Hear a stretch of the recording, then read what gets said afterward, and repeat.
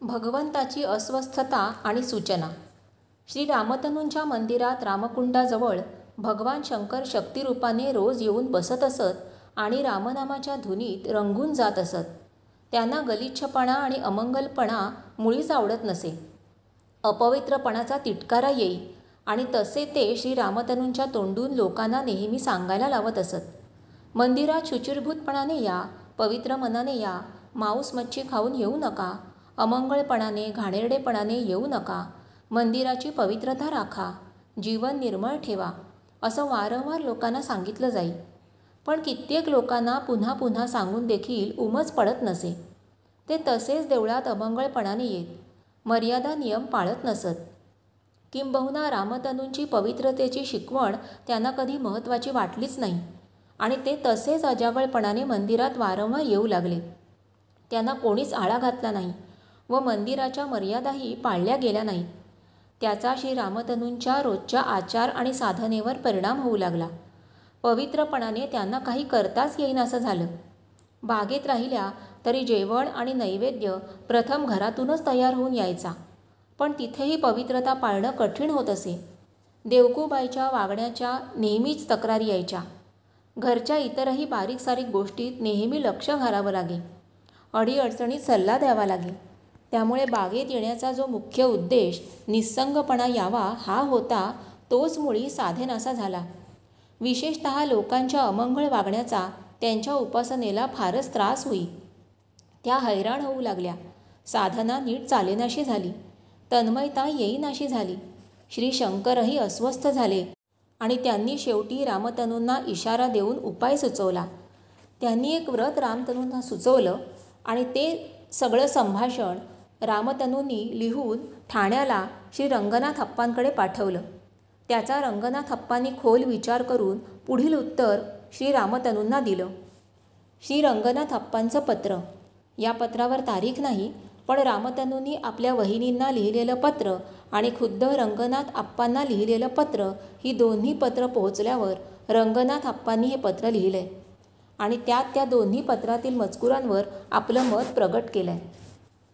श्री रामतनू प्रसन्न. शिरसाष्टांग नमस्कार. रामरायांनी तुला केलेली आज्ञा मी वाचली.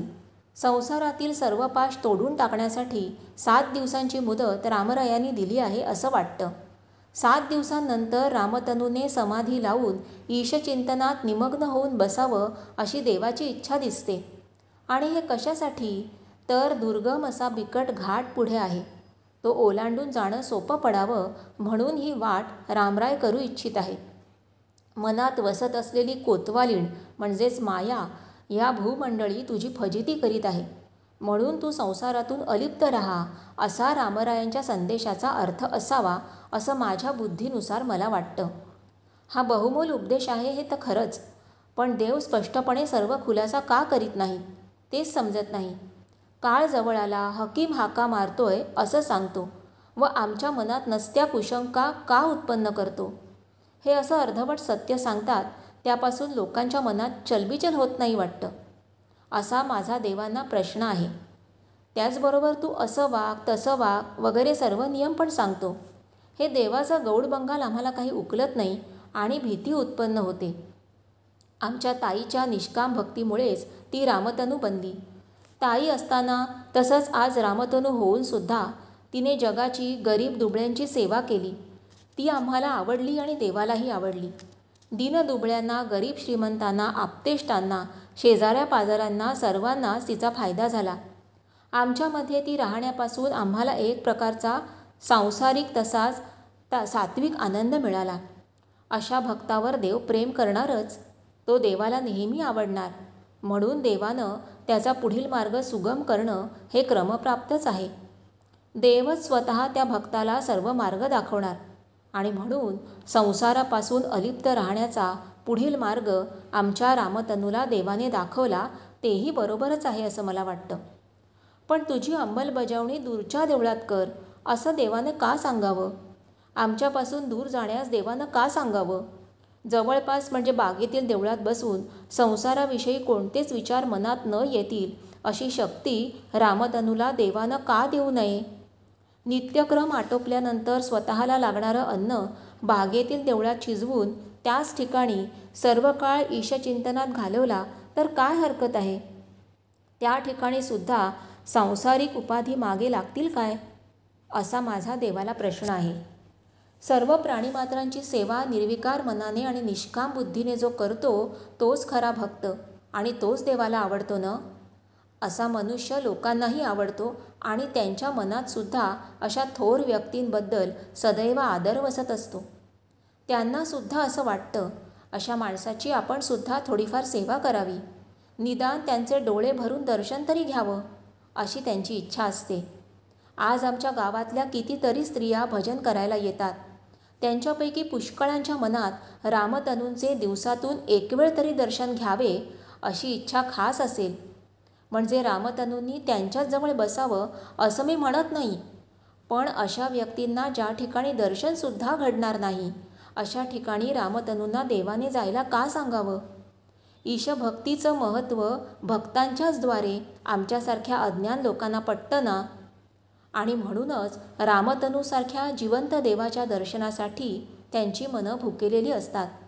मग त्यांची भूक देवाने भागवायची नाही तर कोणी भागवायची, असा देवाला माझा प्रश्न आहे. रामतनूंच्या पुढील मार्गात अडथळा आम्ही आणू इच्छित नाही. मायेच्या पाशात रामतनू सापडू नये अशीच माझी परमेश्वराजवळ प्रार्थना आहे. पण आमची इतकीच इच्छा आहे की रामतनूंनी देहविसर्जनापर्यंत आमच्या दृष्टीआड जाऊ नये. देवानं रामतनूंना सिद्ध बनवावं, आत्मज्ञानामृत पाजावं, त्याची गोडी उपभोगायला द्यावी, स्थितप्रज्ञा अवस्था प्राप्त करून द्यावी, अत्यंत उच्च कोटीला नेऊन सोडावं आणि अशा प्रकारचं साधन आमच्या रामतनूंच्या हातून करवून घ्यावं. पण ज्या भूमीला स्वतःच्या तपश्चर्येने त्यांनी महत्त्व प्राप्त करून दिलं आहे त्याच गावात त्यांचं सदैव वास्तव्य असावं एवढीच प्रभूचरणी याचना आहे. ताई, देवाला आमच्यातर्फे एवढीच प्रार्थना पोहोचती कर की आमची रामतनू सदैव आमच्याजवळ, इतकंच काय पण आमच्या गावात राहू देत. पण कोणत्याही प्रकारे त्यांचं मागे पाऊल न पडता दिवसेंदिवस प्रगतीच होत राहिली पाहिजे. मी कोणत्या भावनेने त्याची करुणा भाकीत असेन हे खास त्याला समजेल. तो प्रभुराज आमची विनवणी ऐकेलच ऐकेल. रामतनूंचं अवतार कार्य संपलेलं नाही असं मला वाटतं. देवांना विचार, मी म्हणतो हे खरं आहे ना? खरंच असलं पाहिजे ते. तुझा अज्ञान शिलेदार रंगनाथ. ताक, माझ्या देवाला त्रास द्यायला मी शनिवारी येणार आहे असं म्हणतो. त्यावेळी मला जे काही मार्ग सुचतात ते मी देवापुढे मांडीन. मग देव काय सांगतो ते पाहू.